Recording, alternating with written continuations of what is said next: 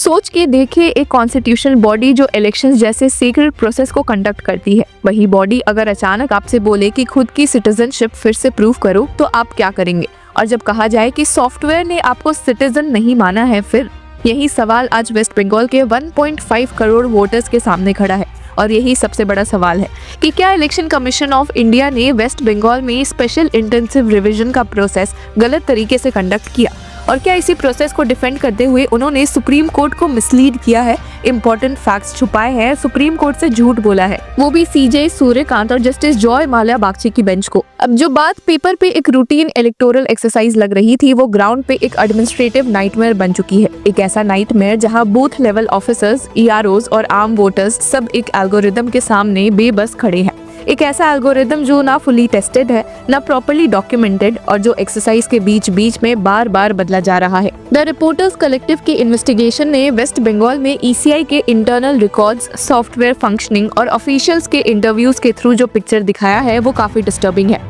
सच ये है कि 18% से ज्यादा इलेक्टोरेट, लगभग 1.5 करोड़ लोग को क्वासी जुडिशियल हियरिंग्स के लिए समन कर दिया गया, और वो भी 20 दिन से कम टाइम में। ये हियरिंग सिर्फ एड्रेस या स्पेलिंग करेक्ट करने के लिए नहीं है, बल्कि citizenship, identity and voting rights जैसे कोर इश्यूज डिसाइड करने के लिए है। और यहीं से शुरू होता है असली प्रॉब्लम। अब सुप्रीम कोर्ट में सीजे सूर्यकांत की बेंच के सामने ईसीआई की तरफ से सीनियर एडवोकेट राकेश द्विवेदी ने ये कहा कि there is no automated generation of notices, EROs are signing them off after application of mind. सुनने में ये स्टेटमेंट रीअश्योरिंग लग सकता है, मतलब ये कि हर नोटिस एक ह्यूमन माइंड से गुजरा है, एक लीगली एम्पावर्ड ऑफिसर ने सोचा समझा है, और तब जाकर किसी वोटर को बुलाया गया है। लेकिन ग्राउंड रियलिटी कुछ और ही कहती है। इन्वेस्टिगेशन से ये सामने आया कि नोटिसेस वेस्ट बंगाल में सेंट्रलाइज्ड अनटेस्टेड एल्गोरिदम्स के थ्रू बल्क में जनरेट किया गया, जिन्हें ईसीआई ने एक सॉफ्ट टर्म दे दिया, लॉजिकल डिस्क्रिपेंसी। EROs जो लीगली वोटर लिस्ट फाइनलाइज करने के लिए रिस्पॉन्सिबल होते हैं, उनके पास प्रैक्टिकली कोई ऑप्शन नहीं छोड़ा गया।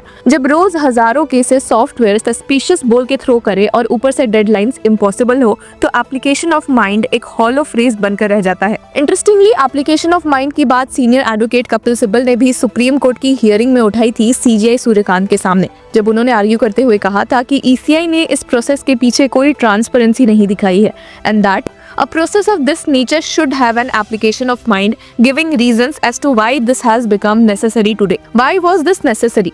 Not for just a part or a constituency as a whole, but for the entire nation. हालांकि मामले बिगड़ जाते हैं जब खुद एक इलेक्टोरल रजिस्ट्रेशन ऑफिसर कहे कि for the most part we were signing off on 4,000 summons each day.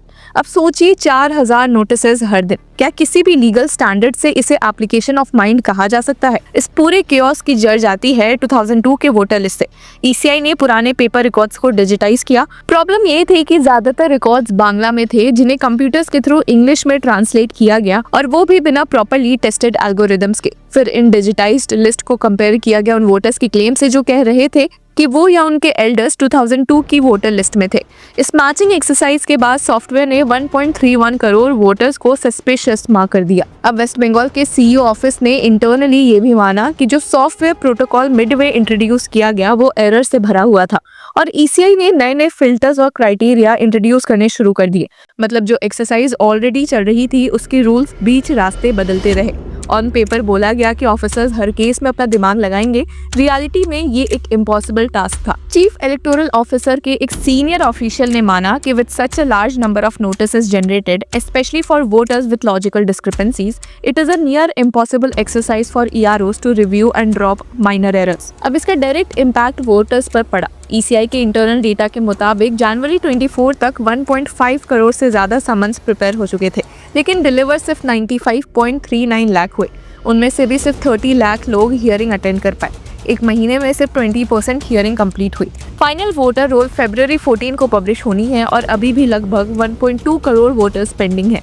Verification rate सिर्फ 7.24% है, और ऊपर से सुप्रीम कोर्ट के डायरेक्शंस के बाद प्रोसेस और मॉडिफाई होना है, जो बैकलॉग और बढ़ा देगा। अब SIR जब नेशन वाइड 12 स्टेट्स और यूनियन टेरिटरीज में अनाउंस हुआ, तब ईसीआई ने अश्योरेंस दिया था कि वोटर्स पर अननेसेसरी बर्डन नहीं पड़ेगा। एक इंटरनल मैपिंग सॉफ्टवेयर बनाया जा रहा था जो वोटर्स को 2002-2004 के रोल से डिजिटली लिंक करेगा। जो इस डिजिटल टेस्ट को क्लियर कर लेंगे, उन्हें डॉक्यूमेंट्स देने की जरूरत नहीं पड़ेगी, ये प्रॉमिस था। लेकिन मंथ के अंदर ही ये अनवेटेड सॉफ्टवेयर करोड़ों लोगों को सस्पेशन के ड्रैग नेट में खींच लिया। सिर्फ मध्य प्रदेश और वेस्ट बंगाल में ही 3.66 करोड़ वोटर्स सस्पिशियस माने गए। वेस्ट बंगाल में शुरुआत हुई अनमैप्ड वोटर से, जिन्हें सॉफ्टवेयर के मुताबिक 2002 के रूल्स में ट्रेस नहीं किया जा सकता था। दिसंबर 16 के ड्राफ्ट रूल्स के हिसाब से ऐसे 32 लाख वोटर्स थे। दिसंबर 27 से इन्हें हियरिंग्स के नोटिसेस भेजे जाने लगे, जहां उनसे सिटीजनशिप प्रूव करने के लिए 13 डॉक्यूमेंट्स मांगे गए। लेकिन सिर्फ 48 घंटे बाद ही सॉफ्टवेयर की क्रेडिबिलिटी पर सवाल उठ गया। दिसंबर 29 को सीईओ वेस्ट बंगाल ने डिस्ट्रिक्ट ऑफिशियल्स को लिखा कि sporadic errors in conversion of the 2002 electoral rolls into CSV. इसके बाद अलाउ किया गया कि अगर मैनुअल चेक में वोटर लिस्ट में नाम मिल जाता है तो वोटर को बुलाने की जरूरत नहीं। ये बात ईसीआई ने सुप्रीम कोर्ट को भी बताई। इंटरेस्टिंगली, इलीगल माइग्रेशन आइडेंटिफाई करने के लिए जो अनमैप्ड कैटेगरी बनाई गई थी वो एक्सपेक्टेड से काफी कम निकली, सिर्फ 3% इलेक्टोरेट। बॉर्डर डिस्ट्रिक्ट्स में भी नंबर्स लो थे, तो ईसीआई ने स्कोप बढ़ा दिया। और फिर आया लॉजिकल डिस्क्रिपेंसीज, स्पेलिंग मिसमैच, एक एंसेस्टर से ज्यादा वोटर्स का लिंक होना, एज डिफरेंस क्राइटेरिया, ऐसी चीजों पर वोटर्स रेड फ्लैग होने लगे और इस कैटेगरी में और 1.31 करोड़ वोटर्स आ गए। और यहाँ डेटा का पैटर्न काफी टेलिंग है। ग्राउंड से जो फीडबैक आया वो क्लियर था कि सॉफ्टवेयर फंडामेंटली फ्लॉड है। बांग्ला से इंग्लिश ट्रांसलिटरेशन एक बड़ी प्रॉब्लम बन चुकी थी। एक बूथ लेवल एजेंट ने कहा कि these are minor errors that the booth officer could fix in seconds without summoning anyone. They live in these communities, they know exactly who these people are. पर फिर भी नोटिसेस गए क्योंकि risk कोई लेना नहीं चाहता था। एक बीएलओ ने तो ब्लंटली बोला कि I have given notices to all those with logical discrepancies. It doesn't matter if the difference is a single syllable. I will not risk it. अब सुप्रीम कोर्ट में जब तृणमूल कांग्रेस ने इशू उठाया, ईसीआई ने फिर से वही लाइन ली। EROs are issuing notices by signing them after application of mind based on information available with them. और यहीं पर पूरा केस सेंटर हो जाता है। लॉ में एप्लीकेशन ऑफ माइंड का मतलब होता है जेन्युइन इंडिविजुअल कंसिडरेशन। अगर एक एल्गोरिदम डिसाइड कर रहा है कि कौन सस्पिशियस है, कौन नोटिस पाएगा और ऑफिसर सिर्फ प्रिंट कमांड दे रहा है, तो फिर पावर किसके हाथ में है, ईआरओ के या सॉफ्टवेयर के? ये सिर्फ एडमिनिस्ट्रेटिव फेलियर नहीं लगता, ये डेमोक्रेटिक ट्रस्ट का क्राइसिस भी है। और जब सुप्रीम कोर्ट के सामने पूरी पिक्चर ना रखी जाए तो सवाल सिर्फ एफिशिएंसी का नहीं रहता है, सवाल इंटेंट का हो जाता है। तो व्यूअर्स, इस पूरे मुद्दे पर आपकी क्या राय है? Do let us know in the comment section. Until then keep following law चक्र।